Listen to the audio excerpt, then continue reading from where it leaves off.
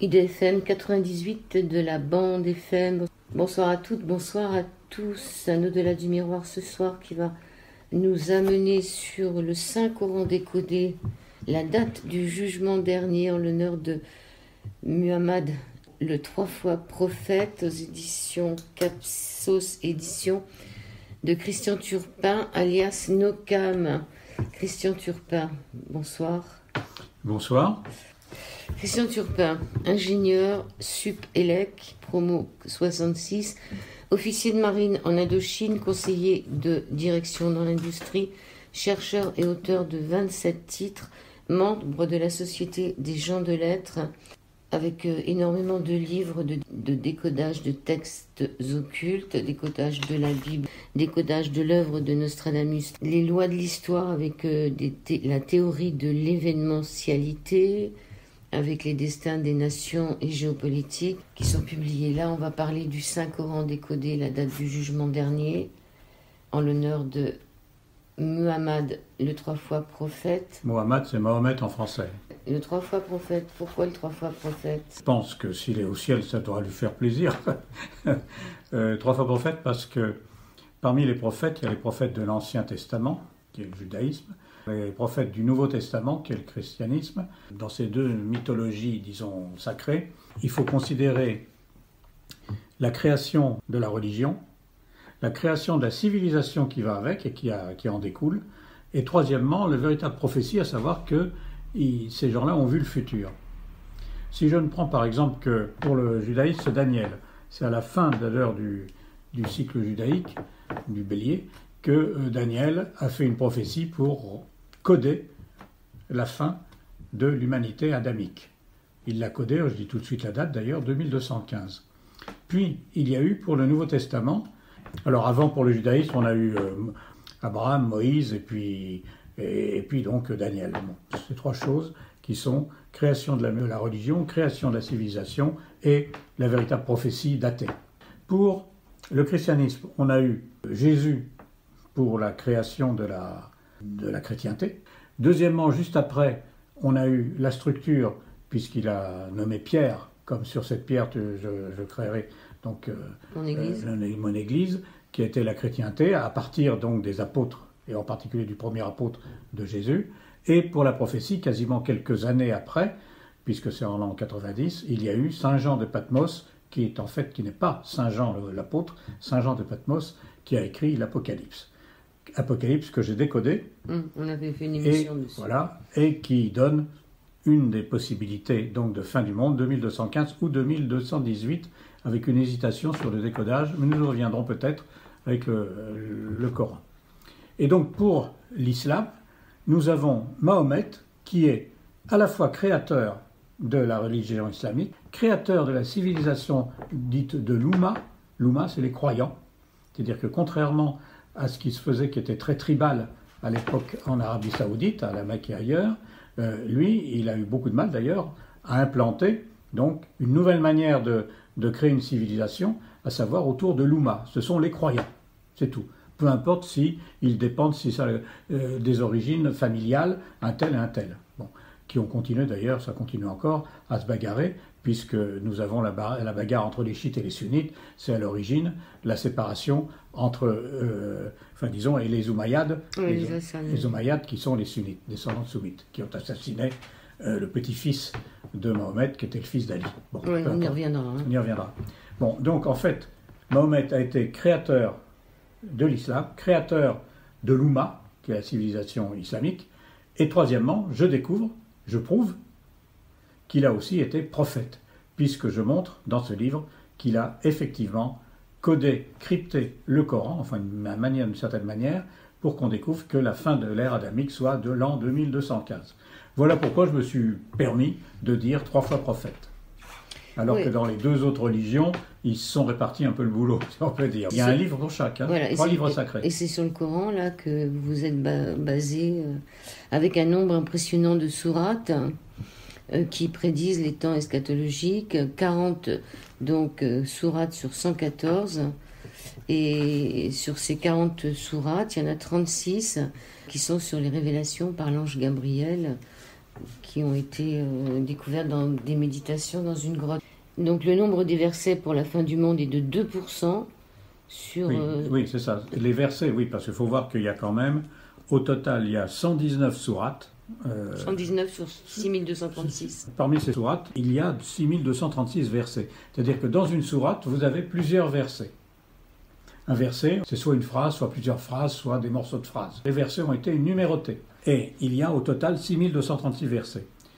Parmi ces 6236 versets, il y en a 2% seulement qui parlent des fins eschatologiques de l'humanité. Donc 119. Voilà. C'est 114 sourates, mais 119 versets parmi les 6236 qui parlent d'une fin eschatologique de l'humanité. Ces versets sont regroupés dans l'annexe du livre, à la fin de l'annexe. Alors, vous les avez regroupés par thèmes distincts, ce qui n'est pas le cas dans le Coran. Oui, absolument. Il faut savoir que dans le Coran actuel, nous y reviendrons beaucoup là-dessus, le gros problème du Coran, c'est que ce n'est pas le Coran transmis par Mahomet, curieusement. Du moins dans l'ordre des sourates. Les sourates ont été complètement réorganisées par le troisième calife qui s'appelait Uthman, et troisième calife après Mahomet, et il a sorti un Coran, pour qu'il n'y ait pas de dissension dans les interprétations. Il a dit, voilà, le Coran maintenant c'est comme ça, comme ça, comme ça, comme ça. Voilà la première sourate, la deuxième, la troisième, la quatrième. Et il a fait un classement complètement hors de toute signification, à savoir qu'en gros, les premières sourates sont les plus longues, et la dernière sourate c'est la plus courte. Voilà. Il a même détruit à une époque les anciens Corans. Et en plus, oui, voilà, bien de me le rappeler, il a dit, pour qu'il n'y ait pas de discussion, c'est le seul Coran maintenant qu'on baptisera le Coran traditionnel, et tous les Corans qui étaient avant doivent être détruits. Mais il en est resté. Je ne sais pas. Ah, je ne sais pas. C'est ce que j'espère qu'il en aura resté, parce que c'est le seul moyen de compléter mon étude pour essayer de voir si, en dehors de ce que j'ai découvert au niveau du nombre des versets, c'est-à-dire sur moi c'est un chiffre, je n'ai tenté que des chiffres, le nombre de versets. Bon. Par contre, à l'intérieur même, chaque verset, il y a un texte. Je n'y ai pas touché à ce texte, puisque de toute façon, on ne doit pas y toucher. Il est sacré, il ne faut rien retirer, rien rajouter. On a le droit de le lire. Vous n'avez pas le droit d'ajouter ni de retirer. Voilà. On a le droit de le traduire et de le lire. Bon. Mais le problème, c'est qu'il a, il a un sens. Chaque verset a un sens, une explication. On vous dit que les montagnes se sont écroulées, que ceci, que cela, etc. Est-ce que les versets de Mahomet ont été placés dans un ordre chronologique de telle manière que, quand on prend tous les versets, est-ce que l'on peut retrouver une succession de dates qui permettent de dire bah, ça c'est normal, ça s'est passé comme ça, à tel moment, d'abord telle chose, telle chose, telle chose. Voilà l'idée première qui était de se dire est-ce que les versets ont été classés dans cet ordre. Tous les exégètes depuis 1500 ans ont cherché cette signification. Et tout le monde a buté contre cette réorganisation des sourates. C'est-à-dire que les sourates qui contiennent des versets, on n'a pas touché à l'intérieur des sourates. Mais on les a mélangées. Elles ont été, vous avez une sourate avec 100 versets, une autre avec 60. Si vous inversez, vous n'avez plus l'ordre des versets classiques, puisqu'il a tout mélangé. Les sourates, pas les versets. Enfin, les groupes de versets n'ont pas été mélangés, ce sont uniquement les sourates. Donc voilà. Donc, il y a des exégètes qui ont dit, bon, on va essayer de retrouver l'ordre chronologique de Mahomet. Et il y en a qui ont essayé de deux manières. Première manière, on va essayer de voir, en fonction des événements de sa vie, à Mahomet, si, on regarde le texte, oui, il a dû écrire ça à tel moment, parce que ceci... Après, on s'est posé la question, mais en fait, on n'est pas sûr des événements historiques. Donc, on est en train d'essayer de trouver la solution à une incertitude, qui est l'ordre des sourates, par une autre incertitude, qui est l'incertitude des événements historiques. Alors, il y a eu d'autres chercheurs, une autre catégorie de chercheurs, qui se sont dit, on va regarder le texte lui-même, la sémantique. Est-ce que tel texte a l'air heureux? Ce verset-là, on ressent de la joie. Ce verset-là, on ressent de la douleur. Donc, on essaye de voir, en fonction de la vie intime de Mahomet, s'il était malheureux, heureux à ce moment-là. Et puis, on peut se dire, ça, c'est un arabe qui était plus ancien que celui-là. Ce texte est intéressant pour vraiment ceux qui veulent plonger dans la psychologie du Coran et autres et de Mahomet. Mais ce n'est pas plus valable pour savoir si ça correspond à un ordre chronologique de date, qui est mon but à moi. Voilà. Je termine mon livre là-dessus. Le seul véritable moyen de retrouver les anciens textes de Mahomet, c'est peut-être de se dire, il n'y en a qu'un qui a pu les garder en secret, c'est Ali, qui a été le 4e calife, mais qui était le gendre de Mahomet, qui a été repoussé en tant que premier, deuxième, troisième calife. Bon, c'était son gendre. Et ce gendre était vraiment celui que Mahomet préférait en tant que spiritualité. On va peut-être parler de Mahomet. Voilà. Il est né en 571 à la Mecque, quelques semaines après la mort de son père, Abdallah. Il s'est retrouvé orphelin à 5 ans, puisqu'il a perdu sa mère à 5 ans, qui s'appelait Amina. Et à 8 ans, c'était son grand-père qui l'avait repris. À 8 ans, son grand-père est mort et il a été recueilli par son oncle maternel, Abou Talib, Oui. Un personnage très influent qui finalement fait qu'il a pu devenir Mahomet. Parce que C'est ça. C'était donc une des grandes familles de la Mecque à l'époque. Alors, il devient caravanier vers 12 ans. Après, il s'occupe, toujours en tant que caravanier, des caravanes de Khadija, une riche femme, qu'il épouse lorsqu'elle devient veuve. Lui a 25 ans et elle 40. Et elle lui donne 4 filles. Et il a aussi des fils adoptifs. Dont d'ailleurs le fils d'Abou Talib qui meurt, donc Ali. Donc il a eu à élever en fait Ali qui est devenu son futur gendre, puisque Ali a épousé Fatima, une des filles de Mahomet avec Khadija. Jusqu'à 40 ans, il est un riche marchand mécois de la Mecque, donc. Il est membre de la tribu des Quraysh, comment on dit ? Des Quraysh, je ne sais pas prononcer moi. Des Quraysh. Il fait partie des Hachimites. Et donc il y a 2 clans à cette époque-là, les Hachimites et les Umayyads. Alors, à l'époque, la Mecque tire profit du commerce et des pèlerinages. Il y avait déjà des pèlerinages. Oui, il y avait la Kaaba. Il y avait déjà ce qu'on appelle la pierre noire maintenant. C'est un vieux mythe, une vieille religion qui s'était créée, j'avoue que je ne sais plus. On ne sait pas si on connaît vraiment l'origine de cette Kaaba, qui est peut-être un météorite qui est tombé du ciel, enfin bon, etc. La Kaaba, c'était un mythe quand même lunaire, qui a été le début d'ailleurs de l'islam. Il faut savoir qu'au point de vue mythologique, l'islam est un syncrétisme entre le mythe du cancer et le mythe du taureau. Vous retrouvez ça dans ses armes. Le symbole de la lune et puis les cornes du taureau, c'est vraiment totalement identique. Voilà. Bon, enfin, je n'en dirai pas plus sur la Kaaba, il y avait des gens qui venaient. Mais c'était pas de l'islam, ça s'appelait. Ce n'était pas l'islam. Ouais. La Kaaba, au départ, n'était pas l'islam. Hein. C'était un centre religieux et qui faisait faire la fortune aux grandes familles de la Mecque. Alors, à partir de 611, il a 40 ans. Il va faire des méditations sur une grotte du mont Hira pendant 12 ans, soutenu par sa femme Khadija. En 615, il commence à prêcher. Il y a quelques tentatives d'assassinat. Il n'a pas trop de personnes qui le suivent, mais il y a quand même des tentatives d'assassinat. En 622, il quitte la Mecque avec ses partisans. C'est ce qu'on appelle l'Hégire. Ce qu'on appellera l'Hégire, c'est une fuite, ça veut dire l'exil. Ou l'exil Hijra. En 639, le calife Omar prend la date de 622 du calendrier. Oui, alors vous allez un peu vite, Joël. Il faut quand même comprendre que pendant cette période à la Mecque, avant qu'il quitte la Mecque en fuyant, c'est là où il a eu la plupart de ses révélations pendant ces 12 ans. Dans cette grotte. Dans cette grotte, oui. Jour après jour. Et il a eu 86 sourates sur les 114 qui viennent de la Mecque. Et ça, on sait encore la différence. De l'archange Gabriel. Oui, non, l'archange Gabriel est là pour... Théoriquement, c'est l'intercesseur entre Allah et Mahomet. C'est-à-dire que, je ne sais pas comment ça s'est passé, je ne sais pas si nous le savons. Est-ce que c'est de la transmission par la pensée ? Est-ce que c'est la transmission orale, où il aura entendu des voix ? On ne sait pas. Et retranscrivait en rentrant chez lui. Et quand il rentrait chez lui, quand il avait eu une journée, il avait eu quelque chose, il retranscrivait le verset, que ça devenait un verset du jour, le verset du jour, si on peut dire. Bon. Et ça, c'était soit mémorisé par la mémoire avec ses amis, c'est l'époque des transmissions orales, c'est-à-dire que les gens avaient des mémoires extraordinaires. Donc c'était mémorisé, un point c'est tout. C'est comme si on enregistrait maintenant sur une bande magnétique, ça ne bougeait plus. Quelqu'un qui avait ça en mémoire, il l'avait en mémoire. C'est plus comme nous, hélas, où notre mémoire est défaillante. Bon.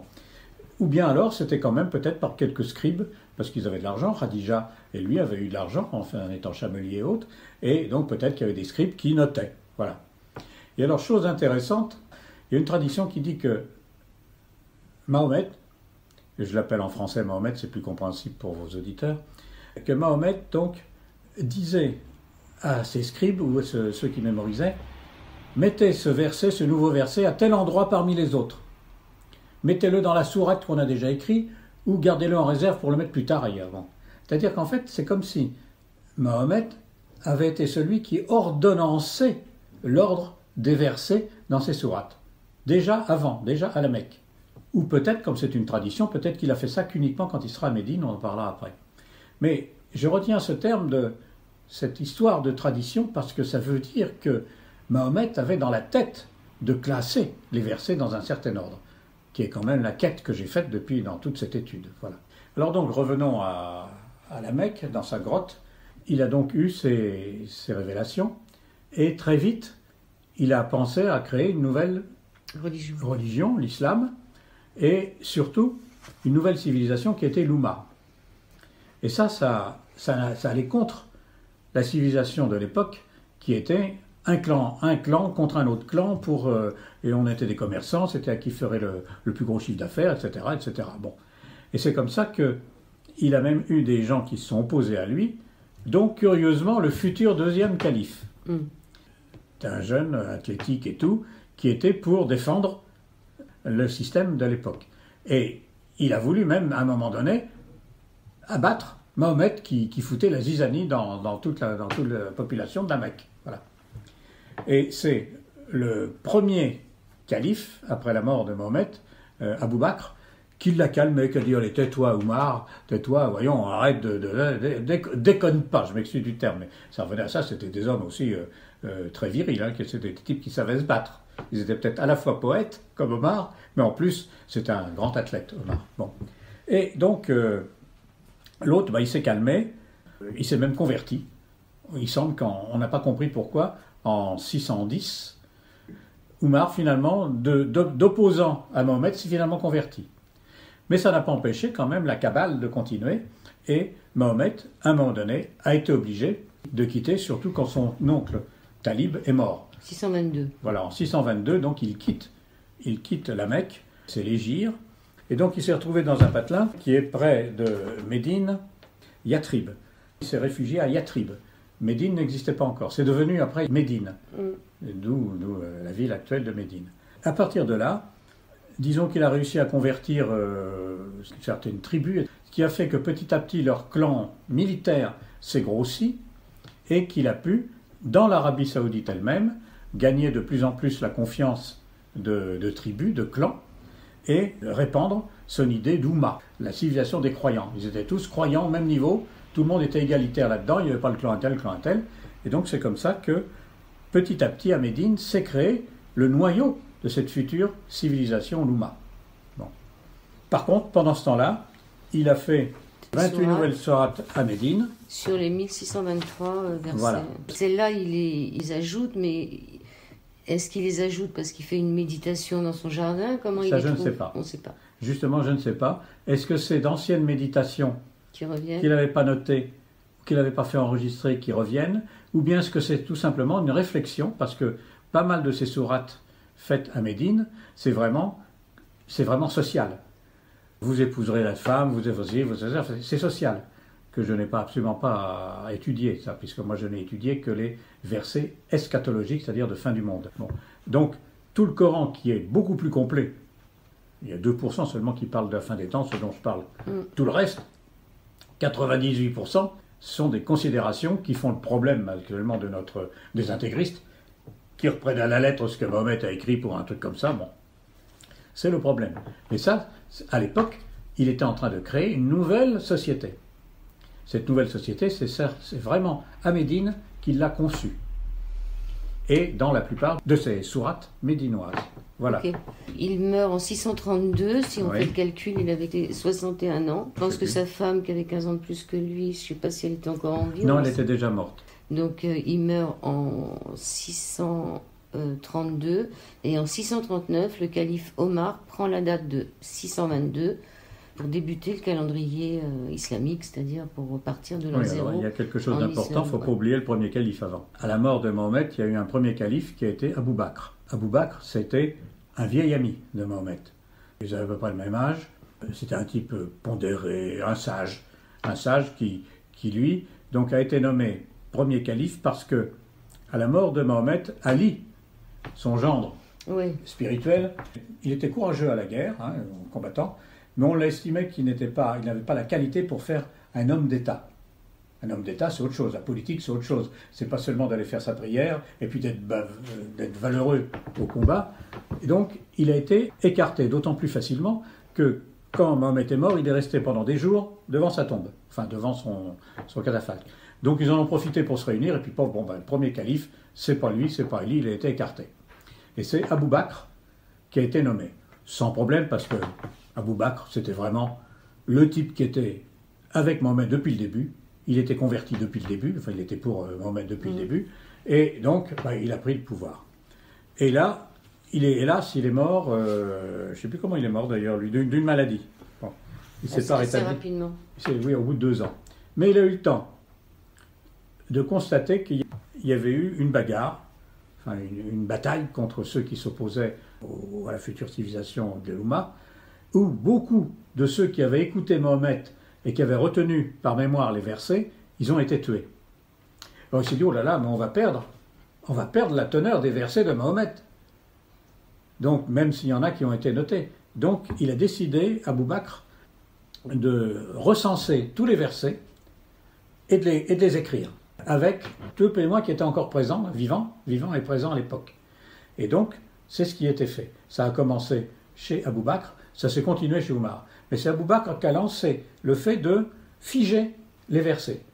Ça, c'est une chance. Donc, on a figé tous les versets.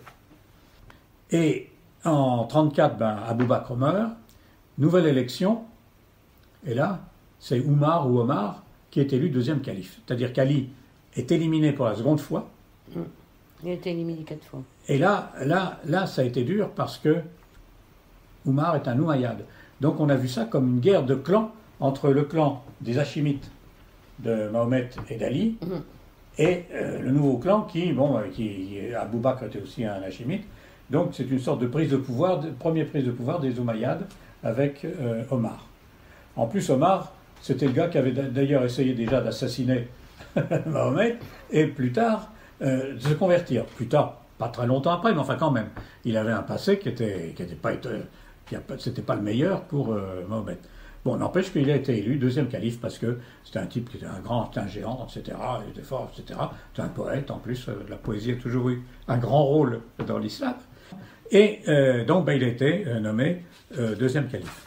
Et ce deuxième calife, il a surtout étudié, et c'est lui qui a institué le calendrier en 622. Oui, donc il a fait une bonne chose. Donc il a antériorisé, on peut dire, le début du calendrier, puisque lui, il a été nommé calife en 639 et il prend la date de 622 comme le début du calendrier. Et Mohammed étant mort en 632, il n'a pas vu, finalement Mohammed n'a pas vu ce nouveau calendrier. Alors, voilà. Alors il faut savoir quand même que le calendrier, c'est dans le début de... Là, on est déjà dans la fin de mon bouquin, les califes. Mais au début, je signale quand même pourquoi je pose des questions. Mon bouquin, c'est exactement les questions que je me suis posées. Pourquoi un calendrier lunaire ? Oui, parce que Mahomet, juste avant sa mort, 3 ou 4 mois avant sa mort, avant son décès, il a dit « Je veux que on ait un calendrier totalement lunaire ». Or ça, c'est une révolution. Non. Avant, le calendrier qu'ils utilisaient était un calendrier certes lunaire, mais comme la Lune va plus vite que le Soleil, les mois de la Lune c'est 29,5, donc c'est pas 30-31, on mettait un 13e mois chaque année pour boucler l'année solaire. Pourquoi le Soleil ? Parce que le Soleil, c'est ce qui dirige l'agriculture. C'est ce qui dirige la vie. Nos saisons, elles sont solaires. C'est le Soleil qui nous dirige, c'est pas la Lune normalement, dans le concret, dans le pratique. Et tous les calendriers de l'Antiquité, et même maintenant, sont soit solaires, soit lunisolaires. C'est-à-dire qu'on complète la Lune par le Soleil. C'est-à-dire qu'on fait une combinaison des deux. Même les Asiatiques, même les Chinois. Tout ça. Donc, d'un seul coup, Mahomet, il dit « Je veux un calendrier purement lunaire. Oh, » quelle idée! C'est pas du tout pratique. C'est pas du tout pratique. Donc, à la limite, ça va rester un calendrier purement religieux, lié à la Lune. Alors, pourquoi? On peut se poser la question. Je donne plusieurs axes de réflexion. Il faut savoir que Mahomet n'était pas un inculte comme beaucoup veulent le laisser passer. Un chamelier, un chamelier, il ne sait pas faire. J'ai même lu des exégètes qui disaient que Mahomet était inculte, c'est-à-dire qu'il ne savait même pas compter ni écrire. Tiens, faire du commerce, être parmi les grands marchands. Et puis il a bougé, il a visité plein de pays. Être parmi les grands marchands sans savoir compter, il ne faut pas savoir. Donc on raconte n'importe quoi, il faut le savoir. Et les fake news, il y a longtemps, c'était pas d'aujourd'hui, ça existait avant. Bon. Or, Mahomet voyageait. Il accompagnait les caravanes jusqu'à Damas, souvent, plus loin, même plus loin. Et à Damas, c'était déjà un centre de convergence de pas mal d'idées et autres. À l'époque, le christianisme était connu, il y avait des chrétiens un peu partout. L'Apocalypse de Saint Jean était connu, l'Évangile était connu. D'ailleurs, dans le Coran, on parle de Joseph et de Marie. On parle de Jésus. Donc, tout ça, il connaissait tout ça. Alors, est-ce qu'il a connu l'Apocalypse de Saint Jean? Est-ce qu'on lui a dit, attention, c'est crypté, comme moi j'ai découvert, avec ce qu'on appelle les princes du temps? C'est moi qui appelle ça princes du temps. Avant, et les Arabes, plus tard, comme Abou Machar, ont appelé ça les gouverneurs, les gouvernants du temps. Bon. C'est quoi? C'est lié au calendrier solaire. Il y a 7 princes du temps qui correspondent comme nom aux planètes, qui sont celles des jours d'ailleurs, lundi, mardi, mercredi, lune, Mars, mercredi, etc. Bon. Par contre, là, la quantification, c'est un prince du temps égale 36 années. Il gouverne pendant 36 ans. Donc, il y a une table des princes du temps que j'ai dans toutes mes études de Nostradamus, parce que Nostradamus a utilisé ça aussi, où tous les 36 ans, on a un nouveau prince du temps. Ça recommence 7 fois après, 7 fois 252. À un moment donné, nous arrivons à un prince du temps qui s'appelle la Lune et qui prend son pouvoir en 2197. Et ce temps de pouvoir de la Lune, je parle de Nostradamus, en 2197, va être la période cataclysmique. Il l'appelle la période horrible ou l'étrange, période étrange. C'est là où va avoir lieu le cataclysme de fin du monde, à partir de 2197, que j'ai décodé à la fois dans Nostradamus, mais aussi dans le livre de Daniel, qui est celui de l'Ancien Testament. Et qu'est-ce qu'on voit? C'est que ce cataclysme a démarré dans un prince du temps lunaire. Alors, est-ce que Mahomet, sachant que ce cataclysme de fin du monde va avoir lieu pendant le prince du temps solaire de la Lune, peut-être qu'il a voulu quand même donner l'importance à cette notion de lune, prince du temps de lune, en disant je veux un calendrier lunaire. Ça, c'est la première hypothèse. C'est une hypothèse. Je ne me rappelle plus quelle est la deuxième hypothèse, vous la trouverez, parce que nous en sommes des hypothèses. Et le résultat, c'est qu'il y a quand même un calendrier lunaire qui a donné le calendrier égérien, qui est un calendrier à manipuler d'une manière toujours parallèle avec le calendrier grégorien, parce que même les islams de notre époque, s'ils veulent se greffer sur les événements du monde, tout le monde utilise le calendrier grégorien occidental actuellement. Hein. Deuxième partie de cet au-delà du miroir avec Christian Turpin, alias Nocam. Le Saint-Coran décodé, la date du jugement dernier en l'honneur de Mohamed, le 3 fois prophète, sur idfm 98.fr, sur toute la planète Terre. Alors, on est toujours en train de parler de Mohamed. Et alors, il y a 3 questions donc, qui se posent en deuxième partie d'émission, donc après la lecture de ce fameux Coran. Déjà, on peut préciser que vous, Christian Turpin, vous ne connaissez pas l'arabe et quelque chose, ça a été une bonne chose que vous ne le connaissiez pas. Oui, parce que je ne me suis pas perdu dans le texte du Coran. Donc, comment vous avez fait pour traduire les sourates? Parce qu'il y a des traductions quand même classiques du Coran en français. J'ai pris la traduction des éditions Al-Bourak. D'accord. Alors, les 3 questions après lecture du Coran que vous vous êtes posées. Pourquoi une date secrète pour l'heure du jugement? Et la deuxième question, pourquoi un calendrier lunaire? Et pourquoi ce classement déroutant des sourates en versets? On a peut-être déjà répondu un petit peu pourquoi le calendrier lunaire. Oui, on a essayé. Ah oui, pourquoi l'heure du jugement est tenue secrète? Alors, on trouve partout dans le Coran cette heure du jugement, où on parle d'ailleurs de l'heure du jugement dans peu d'endroits d'ailleurs dans le Coran, je crois deux fois surtout. Il y a 2 versets extraordinaires où on dit « l'heure du jugement viendra d'une manière soudaine », et deuxième verset, un autre verset ailleurs, et viendra comme un clin d'œil, aussi rapide qu'un clin d'œil. C'est l'heure soudaine, ils appellent ça. C'est l'heure soudaine, ouais. Voilà. Bon. Alors pourquoi cette heure? Puis alors il répète, c'est caché, on ne le dit pas. Pourquoi Allah n'a-t-il pas voulu dévoiler cette heure. En fait, il l'a dévoilé, Mahomet l'a vu.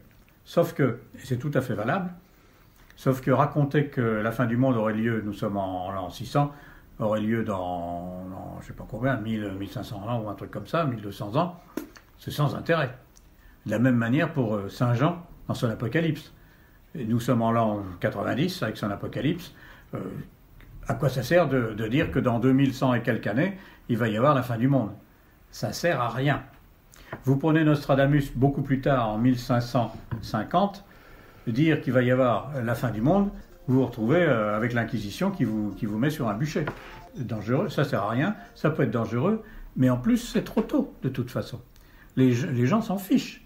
Donc là maintenant, on est à peu près à 200 années de... Oui, on est environ à 175, 180 ans. Bon. Alors, on peut encore faire quelque chose? Oui, alors, pourquoi maintenant? Pourquoi je décode? Mais tout simplement, mais réfléchissons, c'est de la logique tout ça. Si ça a été crypté, codé, c'est pour que ce soit décrypté et décodé. Sinon, on ne s'amuse pas, comme Nostradamus, à passer 15 ans de sa vie à faire des centuries vachement compliquées au niveau cryptage pour les prunes. Donc ça prouve que ce cryptage doit être un jour décodé. Il a été décodé maintenant, en premier par Nostradamus, parce que c'était le plus compliqué mais le plus précis. Ça a été décodé pour le livre de Daniel d'une manière extraordinaire. Le livre de Daniel, c'est avant Jésus-Christ. Je ne sais pas si vous voyez. Bon. Et qui tient compte avec des princes du temps, et vous avez toute une remontée jusqu'à 2215. Bon. Et puis, pour l'Apocalypse de Saint Jean, ou l'Apocalypse de Saint Jean, on l'a déjà fait une émission là-dessus, l'Apocalypse de Saint Jean a bâti toute une histoire où il a transformé les étoiles qui arrivaient, les planètes qui arrivaient pour envahir notre système solaire, en une armée du ciel, etc. Enfin bon, il a fait un truc formidable au point de vue poétique et mythique. Bon. Mais au moins, tout est codé. Il y a peut-être d'autres significations, je ne cherche pas à savoir. Ce n'est pas à moi d'expliquer le reste. Mais au moins, au niveau codification des dates, tout était prévu là-dedans. Donc pourquoi le Coran, on ne donne pas l'heure de la fin du monde? Tout simplement pour les autres raisons. Parce que c'est pas le moment. Voilà. Par contre, à un moment donné, les temps sont venus, d'ailleurs il y en a d'autres qui le disent, le temps aujourd'hui, à notre époque, le temps est venu que les livres soient ouverts. Les livres sacrés soient ouverts. C'est-à-dire la Bible, Ancien Testament, Nouveau Testament et le Coran. Voilà pourquoi c'est caché. Elle n'est pas tenue secrète, elle est tenue cachée pour un certain temps. Calendrier lunaire, on en a parlé. Pourquoi ce classement déroutant des sourates? Alors, des sourates et versets, on en était resté à Abou Bakr, qui fige les versets. Le deuxième calife, Oumar, qui lui ne s'en occupe pas, il donne simplement la date de départ du calendrier lunaire, 622. Et arrive un troisième calife, Othman, qui lui, Othman déjà, tout le monde, c'était la troisième fois que Ali était éliminé, évincé pour ne pas être calife. Bon. Et donc Othman, il prend le pouvoir, et Othman est confronté à un problème au niveau religieux, à savoir que les différentes villes saintes qui s'étaient créées, c'est-à-dire les centres de réflexion, chacun dans son domaine, comme toujours, le pouvoir des gens, c'est important. Vous êtes docteur, donc c'est moi qui vais ici, c'est ça. Donc il disait, c'est comme ça qu'il faut lire le verset. On doit lire d'abord telle sourate, puis après telle sourate, parce que elle veut dire telle chose, ça doit se dire avant. Puis une autre école disait, non, il faut d'abord commencer la sourate faut commencer par telle sourate et non par telle autre. Je dis, qu'est-ce que c'est que cette pagaille, c'est dit Othman, nous allons décider d'un ordre des sourates, définir un Coran définitif. Qui a décidé, Othman ou un... Othman, ou ses conseillers, moi je ne sais pas moi. Mais c'est Othman qui dirigeait, c'est lui qui était le calife. Ouais. Bon. Et donc, ils ont fait une étude, puis ils ont décidé que voilà le nouveau Coran. Ils ont pris un classement où il n'y avait plus aucune préférence en disant que telle sourate suivait telle autre. La sourate la plus grande, c'est celle-là, après celle-là, etc., etc. Grosso modo. Et Othman, qui était un type assez autoritaire, a dit, très bien, ce nouvel Coran, cette nouvelle version coranique, elle reste chez moi conservée, elle va être diffusée partout, et toutes les autres, je veux qu'elles soient détruites. Toutes celles qui sont antérieures doivent être détruites. Voilà ce qu'a fait Othman. C'est-à-dire qu'a priori, jusqu'à maintenant, il ne reste plus que la version othmanienne. Il doit en rester une. Alors, on cherche, si vous avez des nouvelles, vous pouvez... Moi, j'en ai pas. Je pense que s'il en reste une, ça ne peut être que chez les descendants d'Ali, c'est-à-dire chez les chiites. C'est à eux, les chiites, s'ils ont mon bouquin, ils se mettront à chercher. Parce que personne n'a vraiment Ils doivent avoir la réponse. n'a vraiment compris. Non, personne. Ils se sont posé la question aussi, sûrement. Non, pas au niveau chronologie datée.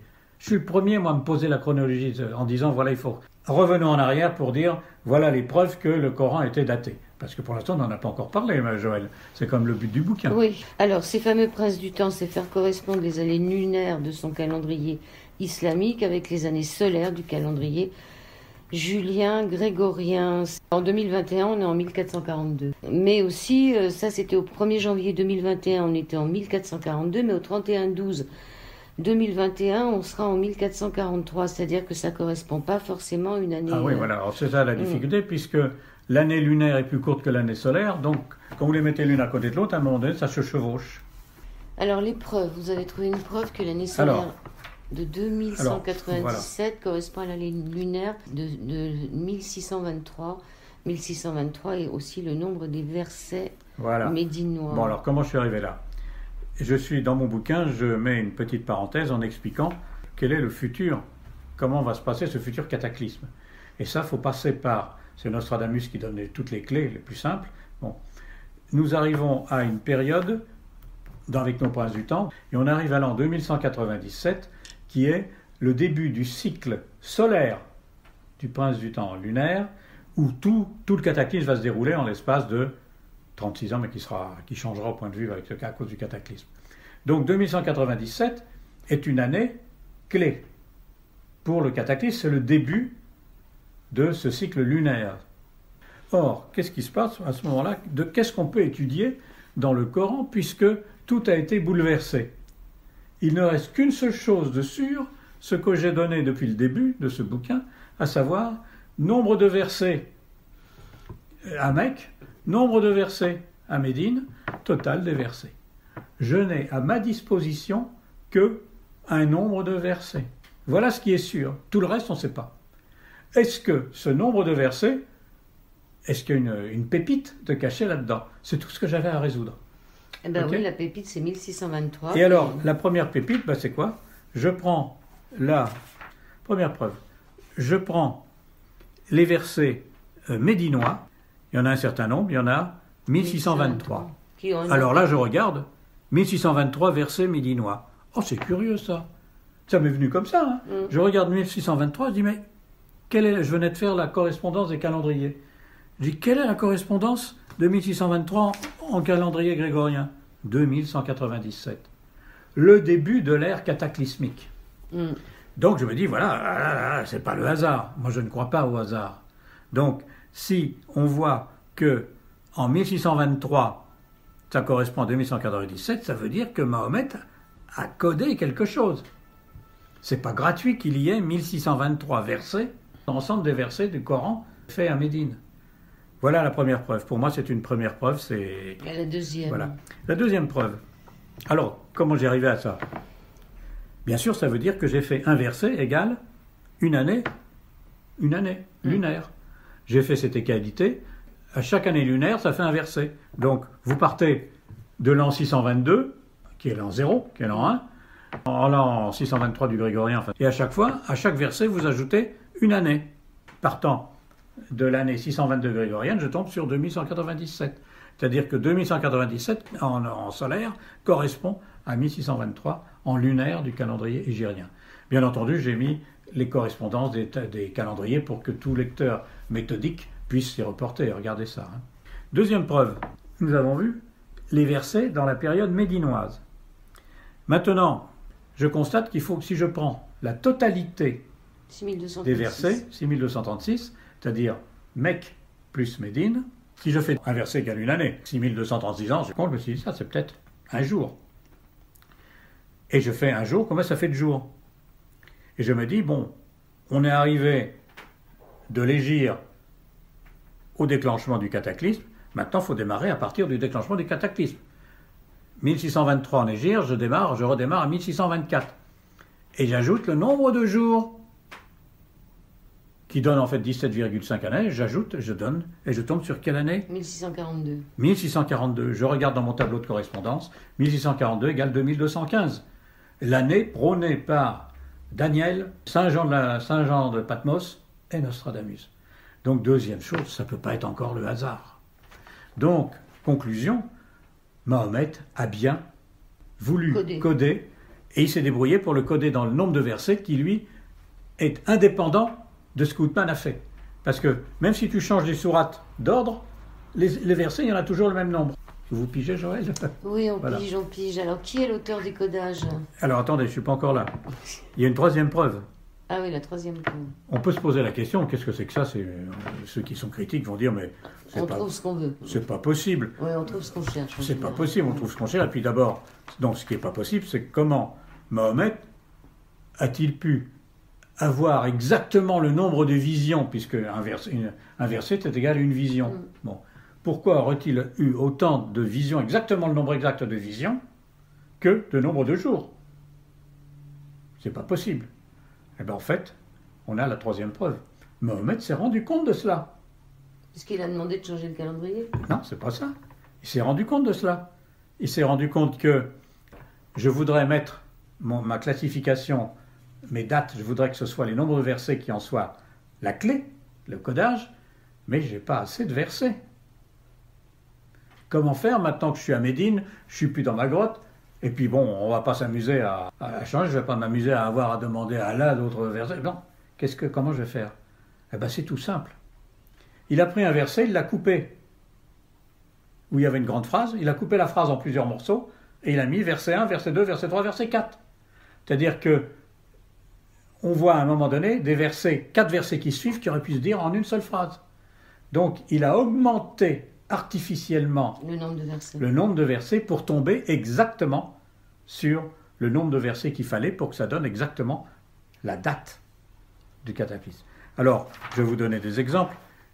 L'avant-dernière sourate, c'est parmi les plus courtes, l'avant-dernière sourate. Verset 1. Dis, je cherche protection auprès du Seigneur de l'aube naissante. Protection. Verset 2. Contre le mal des êtres qu'il a créés. Verset 3. Contre le mal de l'obscurité quand elle s'approfondit. Verset 4. Contre le mal de celle qui souffle sur les nœuds. Verset 5. Et contre le mal de l'envieux quand il envie. C'est quoi ça? Ça fait 5 versets pour dire une seule phrase. Ouais. Les voies d'ascension. Il voit bien loin le châtiment. Verset 6 de la voie d'ascension. Alors que nous le voyons bien proche. Verset 7. Le jour où le ciel sera comme du métal en fusion. Verset 8. Et les montagnes comme de la laine. Verset 9. 4 versets pour une seule phrase. C'est donc pour moi exactement la troisième preuve flagrante que Mahomet a tout manipulé, a tout prévu. Codé. Alors voilà. Qui c'est qui... Est-ce que c'est vraiment Mahomet qui a codé? Est-ce que c'est lui Alors là, oui, la question c'est la suivante. Est-ce que c'est Mahomet ou est-ce que c'est Allah? Alors, première question, il y a 2 réponses. Première réponse, on peut penser que Mahomet fut décisionnaire de bout en bout. Premièrement, il a été visionnaire. Il a vu ce futur calendrier dont il imposa qu'il fût purement lunaire quelques mois avant son décès. Il avait de même vu le nombre d'années jusqu'à l'heure soudaine et finale du monde. Puis, avant son décès, il demanda à ses disciples les plus sûrs, qui seront califes, de démarrer le futur calendrier au jour de sa fuite de la Mecque, qui correspond à un vrai départ pour la future société des croyants qu'il lançait. Il a tout fait tout seul. Il avait prévu que soit qu'on ne dise pas la date de cette heure finale, comme Allah le lui demandait, mais il savait qu'il fallait que les hommes la connaissent, puis afin de se préparer. Pour cela, il devait prévoir un système de camouflage de cette date. C'est ce qu'il a prévu en utilisant le nombre des versets. Mahomet définit donc lui-même le nombre de versets de sa période médinoise, sachant qu'il est très facile de jouer sur ce nombre, comme nous l'avons vu. C'est lui qui a tout fait. Première réponse. Deuxième réponse possible. Mahomet fut donc visionnaire des événements de la période eschatologique menant à l'heure soudaine de la fin du monde. Visionnaire aussi du temps qui restait à l'humanité avant cette échéance, et il a eu la vision de ce temps en nombre de lunaisons. C'est pourquoi il imposa un calendrier purement lunaire juste avant son décès.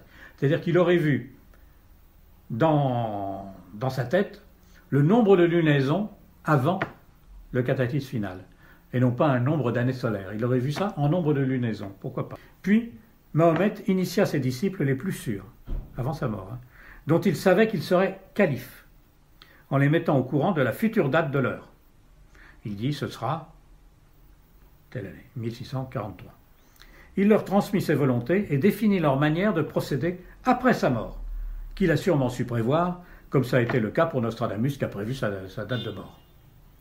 Après son décès, ce sont donc ses disciples initiés qui décidèrent de l'année 0 du calendrier musulman, à l'Hégire, 622, ça a été le deuxième calife, qui fixèrent le nombre des versets médinois à 1623 et des versets mécois à 4613 pour que cela mène au cryptage demandé par Mohammed. Ce qui voudrait dire que c'est eux qui ont coupé certains versets pour que ce nombre de versets colle avec les années ou jours du calendrier lunaire. Elle explique aussi les preuves de codage que nous avons relevées dans des sourates et versets dont le classement définitif ne fut pas réalisé par Mahomet mais par ses disciples devenus califes. Elle va expliquer aussi en partie nos essais de la 5e partie qui suit et qui est notre recherche d'une cyclicité calendaire permettant un classement par période afin de regrouper des versets identiques pourtant situés en différentes sourates. Voilà. Donc, qui l'a fait? Je ne sais pas. C'est peut-être Mahomet ou peut-être ces califes qui étaient à sa botte finalement. Oui, mais qui l'a fait au départ, ça vient de plus haut. Allah. Voilà. Ah non, bon. Ça, c'est autre chose. Je pense quand même que sans lui, ça n'aurait pas été fait. Mais... Alors, on passe à la 3e partie de cette émission sur l'antenne d'IDFM, sur le 98 de la bande FM, idfm98.fr, Christian Turpin, le Saint-Coran décodé, la date du jugement dernier. Alors, il y a eu pas mal de classements qui ont été classés par thème, des catastrophes physiques, que ce soit les montagnes, la terre, le ciel. Il y a eu d'autres thèmes aussi que vous avez classés. Le thème de la lune avec le thème de l'heure avec un grand H, l'heure du jugement, cette fameuse heure. Le thème de la trompe et du clairon, le thème du cri et le thème du nouveau monde. Pourquoi un classement déjà en catastrophe? J'ai commencé à relever tous les versets qui parlaient de la fin du monde dans le Coran. On a vu combien il y en avait, c'est-à-dire 2% de tous les versets. Et là-dedans, je me dis, ça parle de tout, dans n'importe quel ordre. Je vais essayer de les regrouper. Et des fois, ça revient plusieurs fois. Ça revient plusieurs fois.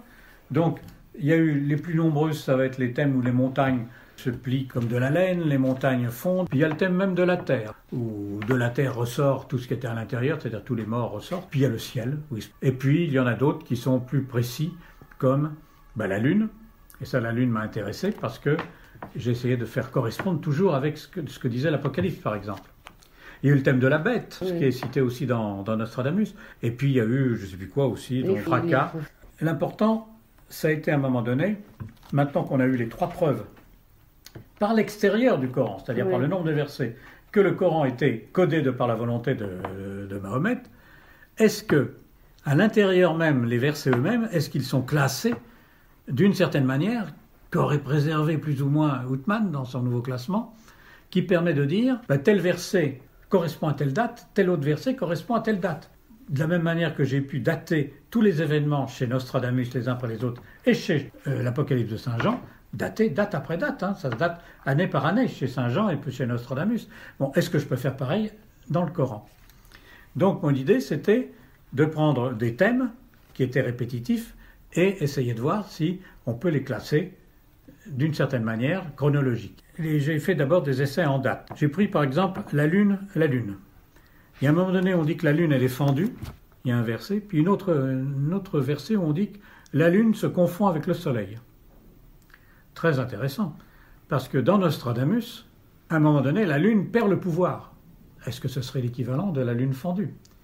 Deuxième chose, à un moment donné, le soleil vient sauver la lune, reprendre le pouvoir de la lune. Bon, est-ce que ce ne serait pas la lune qui se met avec le soleil dans le Coran? Alors effectivement, il y a une correspondance qui est valable qualitativement. Par contre, j'ai eu un problème avec la bête.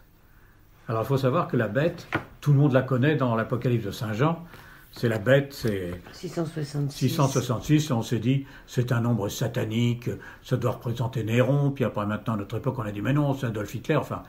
Alors moi, j'ai découvert ce que ça voulait dire. Nostradamus l'appelle le pourvoyeur. Ah, c'était quoi? C'est un vaisseau spatial. Donc la bête est un vaisseau spatial qui sort de l'eau dans l'Apocalypse, entre parenthèses. Pour Nostradamus, le pourvoyeur a été fabriqué sous la mer pour pas qu'il soit gêné. Et c'était un vaisseau spatial pour aller détruire les satellites qui sont en train, qui avaient pénétré dans le système solaire et qui déstabilisaient ce système solaire. À un moment donné, il y a un satellite qui est arrivé autour de la Lune qui a fait que la Terre ne pouvait plus tourner. Elle ne tournait plus et s'est arrêtée la Terre de tourner. C'est noté dans Nostradamus, dans toutes lettres. D'abord, rotation de 1, Guidimu de 5, puis après, rotation, pof, terminée. Des satellites... Des météorites, si tu veux, qui... des météorites, pas des satellites qu'on aurait placés nous-mêmes. Non, pas du tout. Des satellites de la future planète qui va rentrer, mais enfin, disons, c'est des gros météorites qui déstabilise totalement notre système solaire, y compris d'ailleurs l'équilibre Soleil-Lune. Et à un moment donné, la Terre s'arrête de tourner. Et les hommes, à ce moment-là, avaient fabriqué leur vaisseau spatial, appelé la Bête, ou bien le Pourvoyeur. Et pourquoi on l'a appelé 666 par Jean-Jean? Parce qu'elle est sortie de la mer le 6 juin de la 6e année du siècle, 6 juin 2206. Et ce vaisseau arrive à détruire l'astéroïde Géant, c'est du Nostradamus tout ça, Oui. Nostradamus Géant, qui fait que la Terre se remet à tourner. Et donc ce vaisseau est célébré comme le sauveur. D'où dans Saint Jean dans l'Apocalypse, tout le monde se prosterne devant la Bête. Et alors pourquoi il l'appelait la Bête? Parce que Saint Jean s'est servi des symbolismes de plusieurs bêtes pour tous ces trucs. Il y a des bêtes fantastiques dans l'Apocalypse de Saint Jean. Bon. Donc la Bête, pourquoi pas celle-là? C'est le pourvoyeur de Nostradamus. Bon.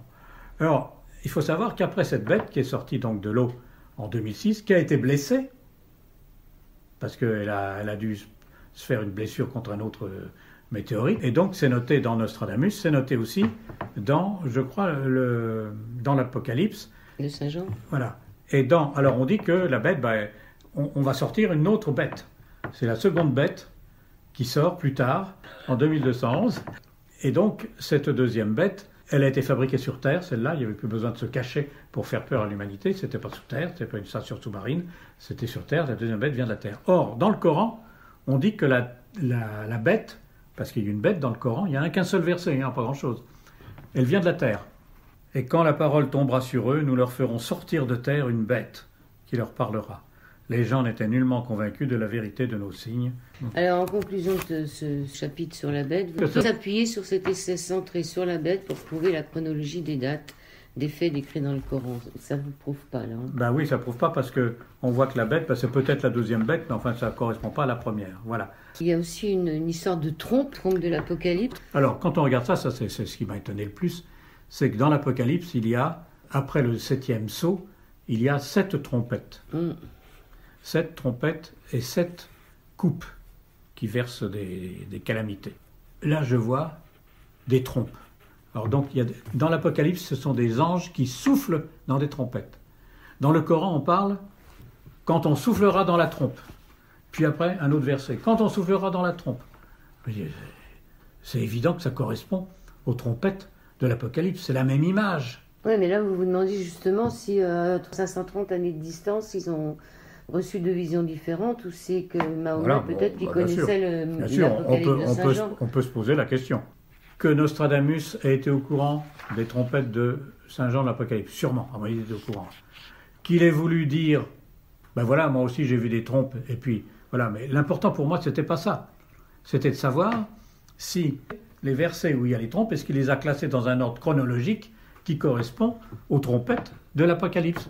Le Coran confirme Saint Jean à l'an 2000, oui. C'est-à-dire que quand Saint Jean dit « c'en est fait », c'est-à-dire la fin du monde, c'est soit 2215, catastrophe, ou bien 2218, c'en est fait, le cataclysme est terminé, la planète est partie. Bon. Et donc, c'est une incertitude. Alors je me dis, tiens, peut-être que le Coran va me permettre de confirmer l'un ou l'autre.